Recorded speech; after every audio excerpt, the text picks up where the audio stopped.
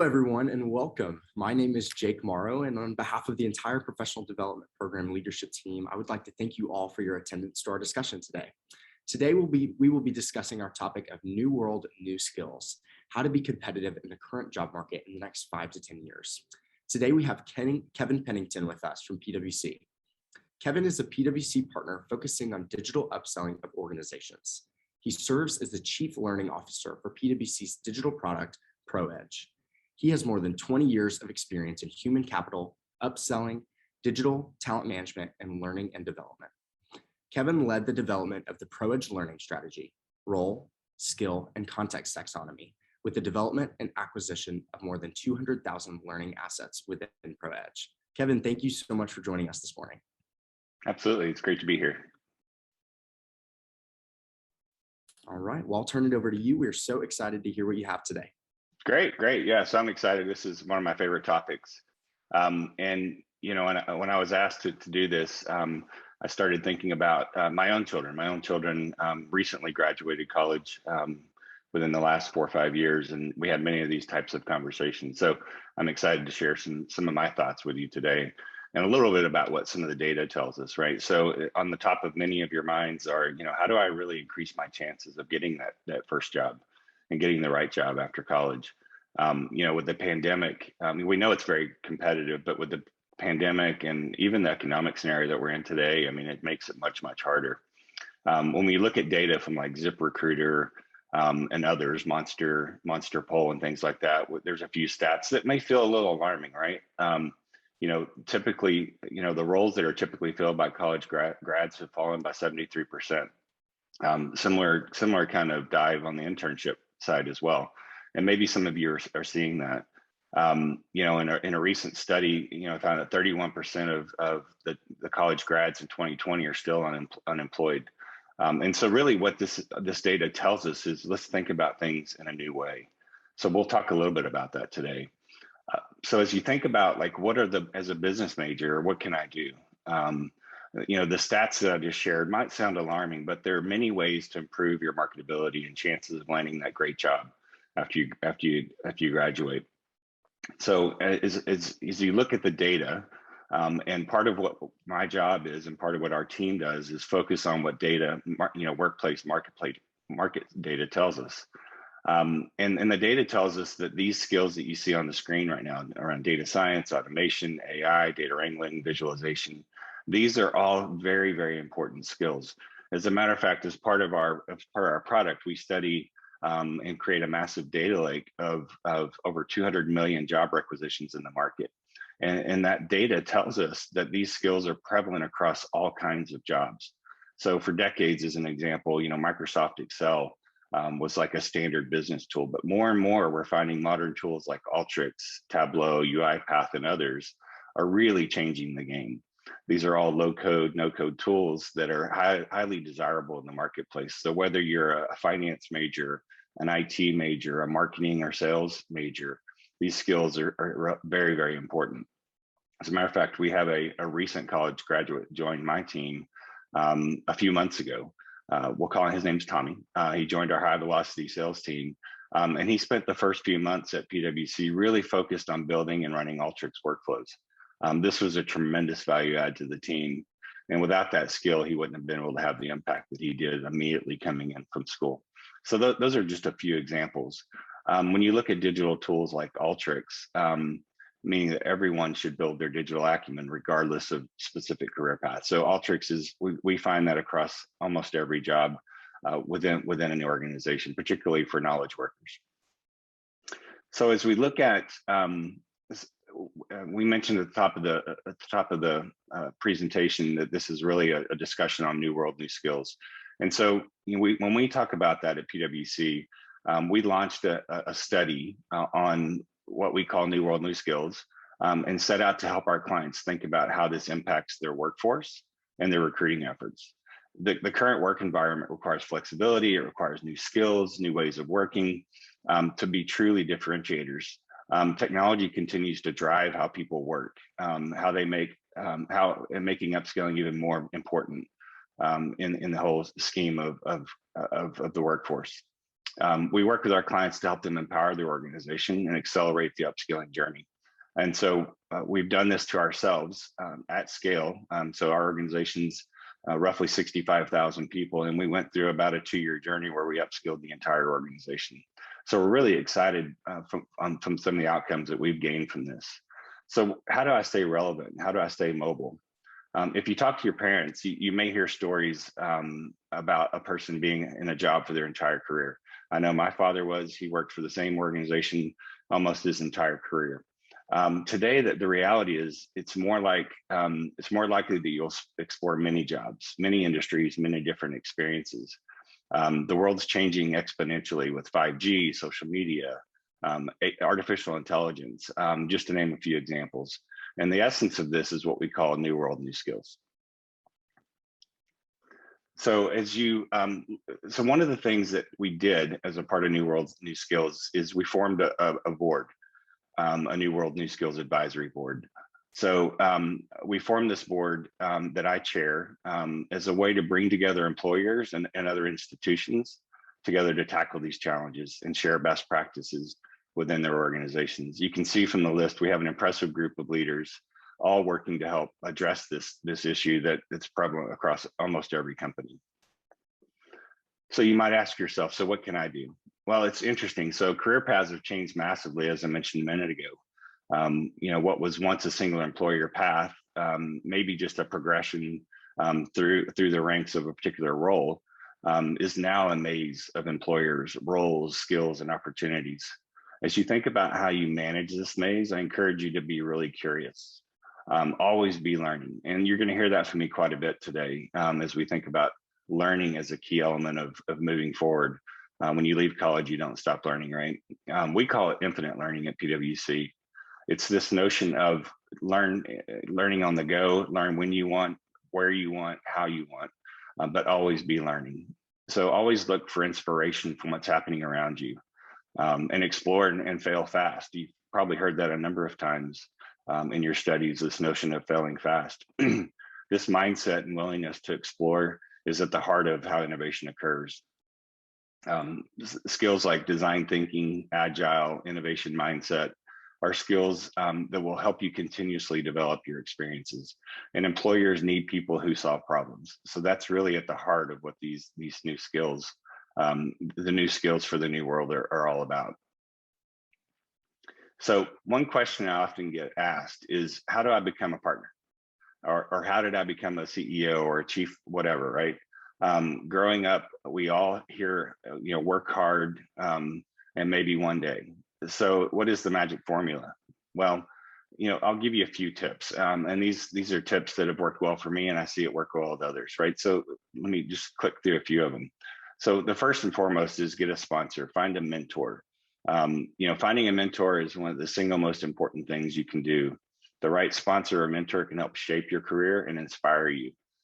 Spend time finding who that perfect person is for you. It doesn't have to be your boss. It doesn't have to be someone 2 levels above you. Just look for someone who can inspire you and really help coach you. I've had a mentor for the last 10 years, the same person, and that person's moved on to other companies, and we still stay in touch. I still get advice and counsel from that person. So it's really important. It's a lifelong relationship. The second area is around just being vocal, speak up. Remember to be vocal about change. What I look forward to the most when we have someone new come into the organization, particularly right out of school, is how innovative they are and how open-minded they are. So innovation just doesn't happen. You have to be inspired about it and you have to talk about it. So be vocal, speak up. The third area is around curiosity. Volunteer to work in other roles, volunteer to help other teams. Building these broad set of skills can really help you not only be much more accretive to the business overall, but it'll help you build your brand as someone who's very curious and wants to understand how the organization works. Become a pro at networking is another area. So networking, as you guys well know, is super important. Studies have shown time and time again that your personal network can accelerate your career in ways like none other. So be really diligent about finding the networking groups, whether it be similar roles that you might have, whether it be professional organizations in the city you live in. Oftentimes you'll find within an employer, there's professional networks within the company. So I encourage you to be a member of as many of those as you can, because building your brand and having people know about you is really important. So continuous learning, I've mentioned this a couple of times now. Again, we call it infinite learning, but always be learning. Choose what works for you, whether it's podcasts, articles, courses, whatever, but stick with it. I have a daily news feed that comes through from ProEdge, from our product, that keeps me up to date on what's happening in the software market, as an example, what's happening with our competitors, what's happening in the L&D space. So these topics help keep me relevant, and I'm always learning. When new technologies emerge, I'll go take a class. So don't be afraid to learn and keep doing that. Another area is around creating a vision. So I'm a huge fan of a career plan. And together with your leader, your mentors, and others, you should create a vision for what your career looks like. Look 3 to 5 years out and map a path. And again, going back to the speaking up comment earlier, be very vocal about what your goals are and what your career plans are, because then you'll gain the support and people will know exactly what you're looking for. And then learn to promote yourself. This is probably the toughest one. And as I talk to new people that come into the organization, they find they struggle with this, and I struggle with it myself. So the idea here is you're your own best advocate. This is all about creating a personal brand. Your brand will help open doors. So always promote yourself when you have the opportunity. So these are just a few of the ways that I've seen people succeed. So you can read many articles on how to move up in the organization, and it really boils down to a few things. It's self-awareness, it's relationships, and it's learning. I've hit on these points a few times, but understanding who you are, and more specifically the skills and abilities that you have, the better off you're going to be. When you understand yourself, you can better navigate kind of the current and future opportunities that might be in front of you. So focus on those transferable skills. The skills that I mentioned earlier are really important. When it comes to relationships, the smartest, you don't have to be the smartest person in the room, but actually focus on what you can bring to the table and what differentiation you might bring to the business problem that you're trying to solve. So having that relationship and having that network is really important. And then lastly, infinite learning, evolution and adaptation are skills that will really define what New World New Skills is and will help propel you in the future. So those are just a few thoughts from me on what I've seen be successful, what the data tells us that the organizations in the workplace are really trying to strive towards. And so if you just take a few minutes to think about this, there's lots of great research on these topics out there, and I encourage you to do that. So with that, I'll turn it back to you and any questions you might have. Fantastic. Well, thank you so much, Kevin, for your presentation. We do have a few questions that have rolled in, and just about your topic and some of the things that were commented on during your presentation today. And okay, great. That we would be interested to hear is students are curious, what are some of the most lacking skills that you are seeing in college graduates that are coming out with undergraduate degrees? Yeah, that's a great question. It's interesting. I'd say that these skills kind of largely fall into the area that we've been talking about, which is around kind of deeper data and analytics skills, AI skills, and automation skills. This is an area where it's actually been improving quite a bit over the last 3 or so years, but I think more focus is needed. I'd be curious to see how you guys have experienced that and what kind of learning you have in your career, in your degree paths. But this is an area that that we're constantly giving feedback to universities that we work with on skills that we really need in the market. Absolutely. Well, I think just kind of stemming from there, you touched on a few things that students can do, listed different things, but I would say just a follow-up question, if you could identify 1 or 2 things that students actionably could be doing over the summer and the next 2 years of college to position themselves well for full-time roles, what would those 1 or 2 things be? Oh yeah, that's a great question. So a few things come to mind. So first of all, focus on your network. And while you may feel like you have a network today, expand it and deepen it, right? So I don't think you can get in too many of these networking events because it helps build your brand.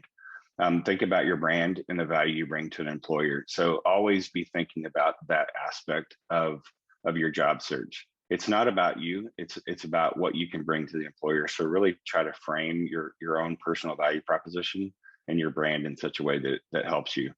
Your personal sales pitch is really important. So while you may not think of it as a sales pitch, it really is, right? So be prepared to pitch yourself and pitch the skills and the value you'll bring to the organization. And lastly, just continue to expand your skill set. Go above and beyond the curriculum that you have in school and focus on kind of this behavior of learning. I will tell you, and when we are looking at bringing in people into the organization, these are things that PwC personally looks for. Not necessarily depth of skill is important, but your ability to learn and your attitude towards learning is actually super important. So be able to demonstrate that. I've found in conversations I've had with whether it be internships or right out of school hiring, when someone can talk to me about what they've done above and beyond the curriculum to stay relevant, that's a big winning proposition.